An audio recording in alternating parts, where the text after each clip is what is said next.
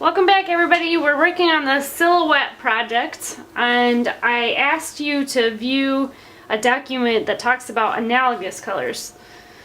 So, as a little review, analogous colors are next to each other on the color wheel. And if you took these 6 colors, red through purple, on your watercolor palette and bent them in a circle, that would be a color wheel. So basically what I'm trying to say is the watercolor set already has these in order for you.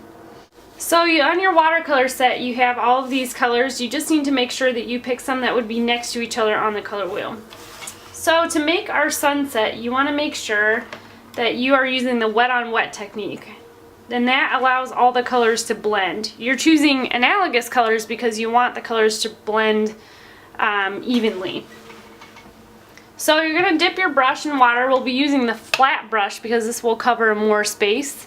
And you're very quickly going to put a thin coat of water across the entire paper. The thing is that you can't see very well on this paper right now, probably, is you want to avoid puddles of water. So if you load your brush up with water and you get a big giant puddle, you need to make sure you spread it out. This paper that we're using is not the highest quality. It's a student grade quality, so it's not as tolerant of lots of water as some other kinds.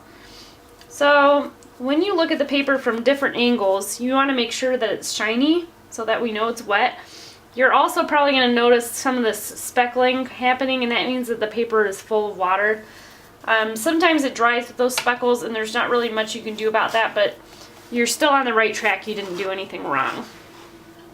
So you want to have your analogous colors in mind, and I think I'm going to start with purple. I think I'm going to go purple, blue, green, and yellow. So purple is one of the trickiest colors to use, and that's why I wanted to show you. It stains a lot. It's very permanent. So if you use purple, you have to work very quickly. And when I say that it stains a lot, see how you can still see kind of the ghost of where my brush was originally. So you have to work very quickly in order to make the paint blend. So I'm putting a little extra water at the bottom of the purple, and that's going to allow my blue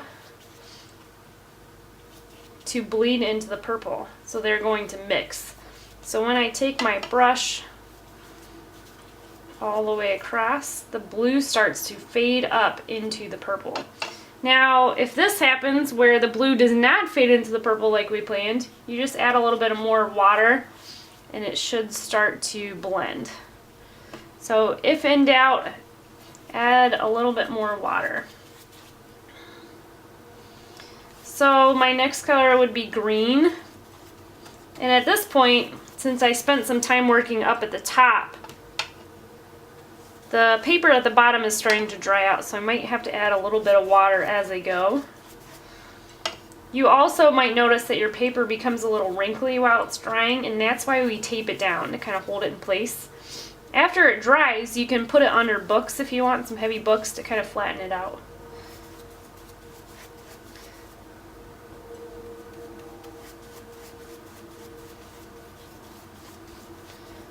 So you shouldn't see stripes of colors next to each other. You should see the blue blending into the green, the blue blending into the purple, and then here at the bottom, after I get some more water down, we're going to add yellow as my last color. It doesn't have to be a realistic sunset. It just has to be using analogous colors.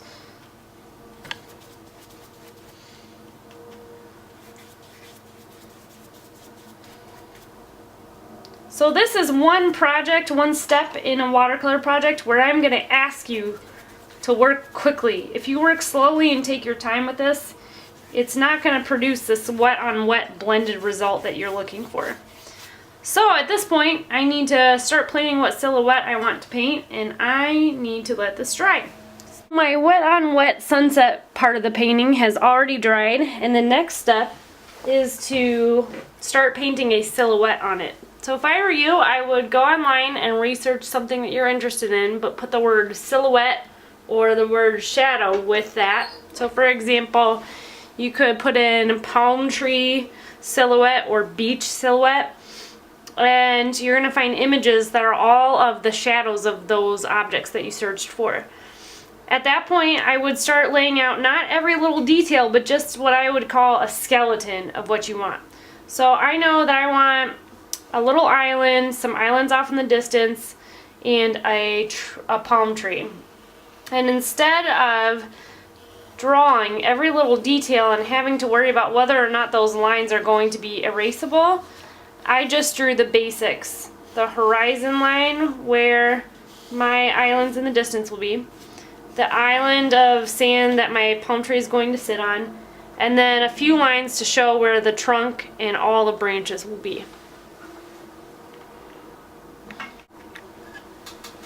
So you're going to make sure you pick an appropriate sized brush for each one of these jobs.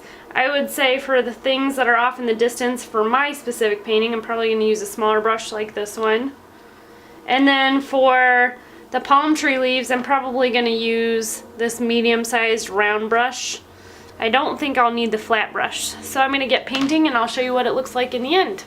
By the way, don't forget to hold your brush in different ways to get different kinds of lines. For example, if I hold my brush at an angle like this, I can fill lots of areas quickly.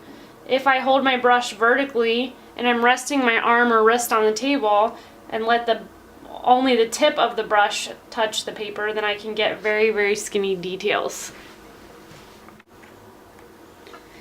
And here's my final copy. So I've fulfilled all the requirements. I used black to create silhouettes, and I have used analogous colors in the background with a wet on wet technique. If you want to make your black a little bit more opaque, which is kind of against what I've asked you to do in other projects, that's fine since the black is supposed to represent a shadow. Alright, good luck and have fun!